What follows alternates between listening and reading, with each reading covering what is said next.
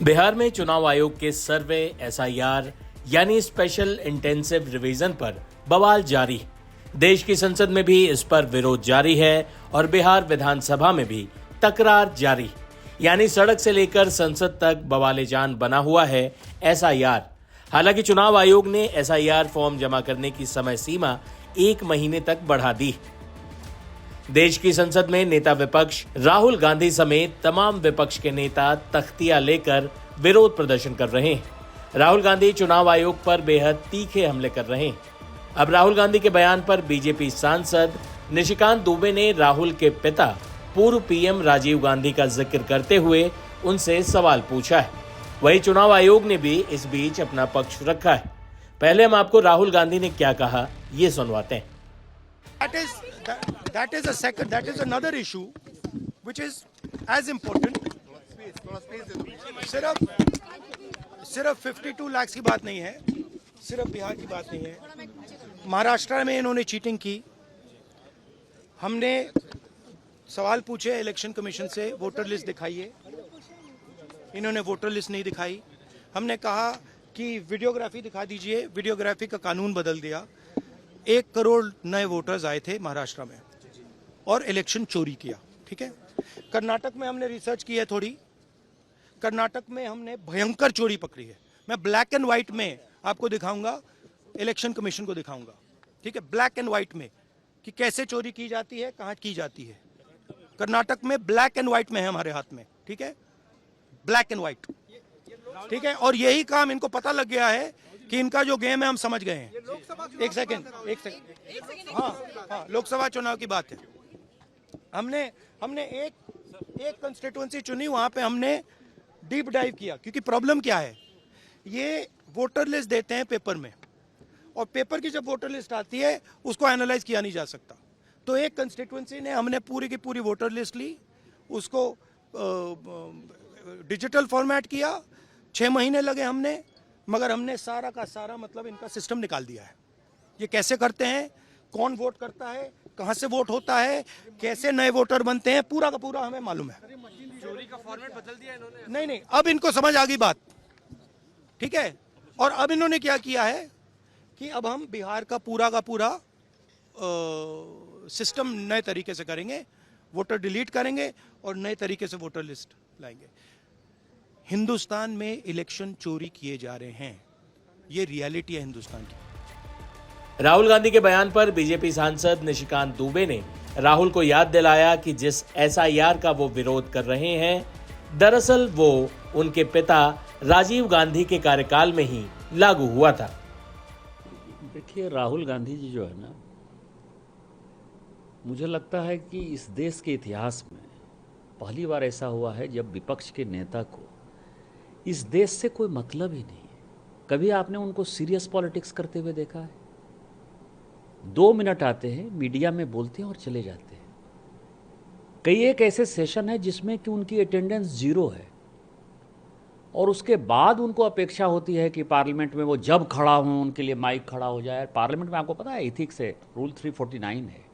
वो ये कहता है कि आप बोलकर तुरंत बाहर नहीं जा सकते, आपको यदि बोलना है तो वहाँ बैठना है। मुझे लगता है कि उन्होंने नियम कानून पढ़ा ही नहीं। दूसरा, यदि उनको सरकार चलाने का थोड़ा भी अनुभव होता, मुझे लगता है कि उनको ट्रेनिंग लेनी चाहिए। खरगे जी से ही ट्रेनिंग ले लें, किसी दूसरे से नहीं ले लें। उनके अध्यक्ष तो कम से कम मंत्री रहे हैं। कि एक रिपोर्ट होती है, प्रोविजनल रिपोर्ट होती है, एक होती है कि फाइनल रिपोर्ट होती है। तो प्रोविजनल रिपोर्ट ये है कि ऑपरेशन सिंदूर में हमारी जीत हो गई है। अब परमानेंट जो रिपोर्ट बनेगी, जिसको फाइनल रिपोर्ट कहते हैं, जब पाकिस्तान ऑक्युपाइड कश्मीर हम ले लेंगे तब आपको फाइनल रिपोर्ट आपको बताने की भी आवश्यकता नहीं पड़ेगी। हम देश को, दुनिया को बता देंगे। क्योंकि न्यू नॉर्मल जो है, माननीय प्रधानमंत्री जी ने कहा है कि जब भी अब पाकिस्तान से बात होगी तो केवल हमारा जो हिस्सा कश्मीर का पाकिस्तान ने ज़बरदस्ती कब्जा कर लिया है 1947-48 से, उसी के बारे में बात होगी। तो इसको आप क्या कहेंगे? इसको मूर्खतापूर्ण ही बात कहेंगे। तो कई एक चीज़ें हैं। मैं दूसरी बात और कह दे रहा हूँ। कल मैंने उनका बयान पढ़ा एसआईआर पर। अब आप समझें कि ये कानून जब 21 साल से 18 साल राजीव गांधी जी ने युवा वोटरों को आकर्षित करने के लिए जब ये कानून लेकर आए, उसमें उन्होंने जो है स्पेशल इंटेंसिव रिवीजन का जो है खुद का प्रोविजन किया। ये पार्लियामेंट में माननीय राजीव गांधी जी का पास किया हुआ कानून है, अपने पिताजी के भी पास किए हुए कानून को नहीं मानते हैं। 2003 के अंदर जो है बिहार में इस तरह का SIR हो चुका है। और SIR क्यों नहीं होगा, मैं आपको बताऊं कि मैं बिहार का वोटर रहा, चारों बार जब मैं सांसद बना मैं बिहार का वोटर रहा। आज मेरे घर में ताला चाबी बंद है, यदि मैं नहीं रहता हूं वहां तो मेरा वोट क्यों होगा? इसमें उनको केवल मुसलमान ही क्यों दिखाई देता है? और मुसलमान यदि दिखाई देता है तो बांग्लादेशी मुसलमान के साथ मिलकर, बांग्लादेशी घुसपैठियों के साथ मिलकर कोई सरकार नहीं बन सकती। ये चुनाव बिहार में या पूरे देश भर में भारत के सिटीजन के ऊपर हो रहा है, बिहार के नागरिक के ऊपर हो रहा है, ना कि बांग्लादेशी नागरिक को वोटर बनाने के ऊपर हो रहा है।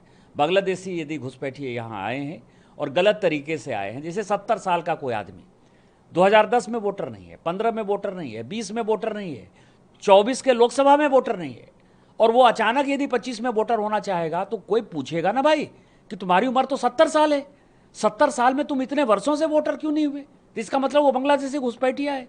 तो इस तरह की घटिया बातें जो है, और चुनाव आयोग आपको पता है कि कई एक चुनाव आयुक्त ऐसे हुए, MS गिल तो अंतिम उदाहरण थे, जो चुनाव आयुक्त से हटे और उनको कांग्रेस ने मंत्री बना दिया। तो जिस तरह से अपना करते थे, रिगिंग करते थे, मैंने कल ही ट्वीट किया है कि बिहार में क्या होता था, बैलेट के ऊपर जब चुनाव होता था तो कितनी रिगिंग होती थी, मारपीट, गुंडा बदमाशी, दलित, पिछड़े, शेड्यूल कास्ट, शेड्यूल ट्राइब। आपने देखा था गांव में जो है वोट डालने जाते थे? नहीं जाते थे, जो जाते थे उनको गोली मार दी जाती थी। तो उस तरह के दिन दुर्दिन ये लाना चाहते हैं। कांग्रेस निकृष्ट पार्टी हो गई है, उसकी मानसिकता विकृत हो गई है, और मुझे इससे ज़्यादा जो है नेता विपक्ष पर कुछ बोलना नहीं। इस बीच चुनाव आयोग का एक बयान सामने आया है, जिसमें चुनाव आयोग ने SIR और चुनावी प्रणाली पर बेहद संवेदनशील तरीके से अपनी बात रखी। हम आपको चुनाव आयोग का ये बयान सुनवाते हैं।